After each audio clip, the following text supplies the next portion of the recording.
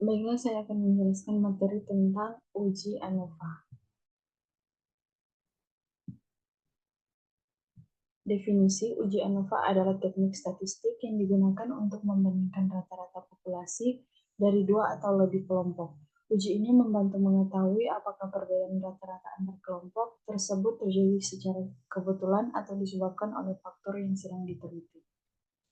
Rumus uji ANOVA, ANOVA satu arah atau one way ANOVA, rumus jumlah kuadrat total JKT, dengan rumus JKT sama dengan sigma dalam kurung XIJ kurang X pangkat 2.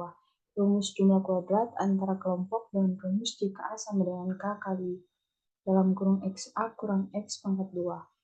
Rumus jumlah kuadrat dalam kelompok dengan rumus JKD sama dengan sigma dalam kurung XIJ kurang XJ pangkat 2. Rumus statistik F dengan rumus F sama dengan JKA per JKD kali dalam kurung DFA per DFD, di mana XIJ adalah nilai data pada baris ke I dan kolom ke J, X adalah rata-rata keseluruhan data, K adalah jumlah kelompok, XA adalah rata-rata kelompok A, XJ adalah rata-rata kelompok ke J, DFA adalah derajat bebas antar kelompok, DFD adalah derajat bebas dalam kelompok. Untuk syarat-syarat, yang pertama ada skala data. Data harus diukur pada skala interval atau rasio, artinya data harus memiliki urutan dan jarak antara nilai yang bermakna. Contoh skor tes, tinggi badan, berat badan. Untuk yang kedua, independensi antar kelompok. Kelompok-kelompok yang dibandingkan harus independen satu sama lain. Artinya tidak ada hubungan sistematis antara nilai-nilai dalam satu kelompok dengan nilai-nilai dalam kelompok lain. Pelanggaran terhadap asumsi ini dapat menyebabkan hasil uji ANOVA tidak akurat. Untuk yang ketiga ada normalitas data. Distribusi data dalam setiap kelompok harus mendekati normal. Artinya histogram data harus berbentuk lonceng. Pelanggaran terhadap asumsi ini dapat diatasi dengan transformasi data atau menggunakan uji ANOVA non-parametrik. Untuk yang keempat ada homoskedastisitas. Varians data dalam setiap kelompok harus sama. Artinya penyebaran data dalam setiap kelompok harus relatif sama.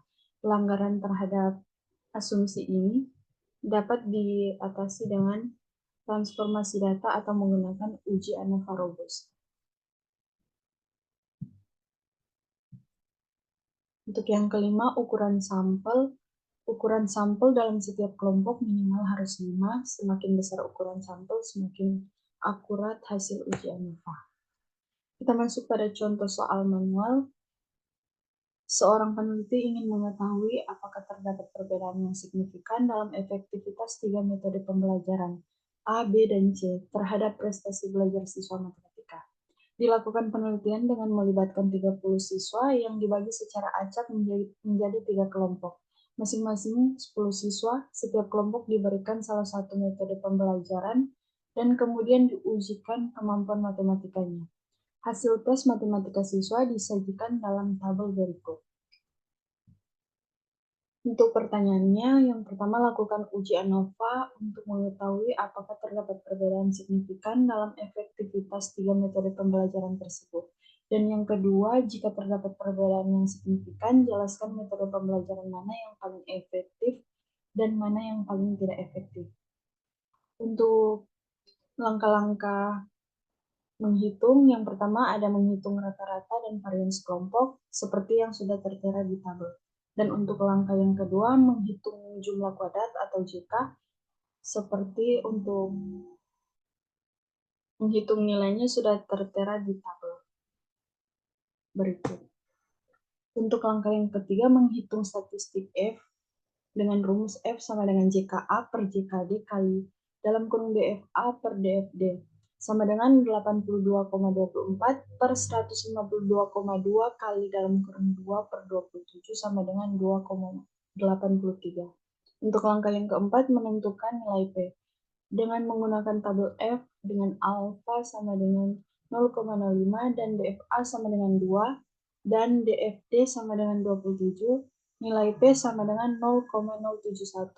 Untuk kesimpulannya, karena nilai P 0,071 lebih besar daripada alfa 0,05, maka H0 tidak ada perbedaan signifikan, tidak ditolak, artinya tidak terdapat perbedaan. Dan untuk contoh soal Minitab, sebuah perusahaan farmasi ingin membandingkan efektivitas 3 jenis obat penurun tekanan darah, yaitu obat A, obat B, dan obat C, terhadap penurunan tekanan darah sistolik pasien. Sebanyak 30 pasien hipertensi dipilih secara acak dan dibagi menjadi 3 kelompok. Masing-masing 10 pasien, setiap kelompok diberikan salah satu jenis obat selama periode tertentu. Setelah periode tersebut, penurunan tekanan darah sistolik pasien dicatat sebagai berikut. Lakukan uji one-way ANOVA menggunakan Minitab untuk menentukan apakah terdapat perbedaan yang signifikan dalam efektivitas ketiga jenis obat tersebut terhadap penurunan tekanan darah sistolik pasien. Dalam kurung alfa sama dengan 0,05. Langkah-langkah penyelesaian dengan Minitab. Buka Minitab dan masukkan data penurunan tekanan darah sistolik ke dalam kolom terpisah untuk setiap jenis obat. Langkah selanjutnya, klik Start, ANOVA, kemudian One Way. Pada kotak dialog, pilih semua kolom data C1 sampai C3 sebagai respons. Pada bagian faktor, buat faktor baru misalnya obat dan masukkan nama jenis obat ABC sesuai urutan kolom data.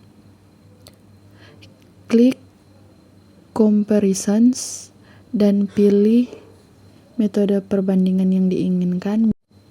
Kemudian klik OK pada semua kotak dialog.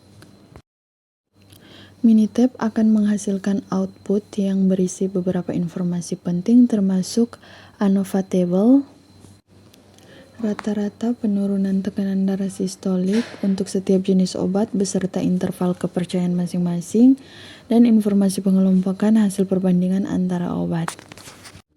Cara tentukan hasil, jika nilai probabilitas lebih dari 0,05 maka gagal tolak H0, jika nilai probabilitas kurang dari 0,05 maka tolak H0.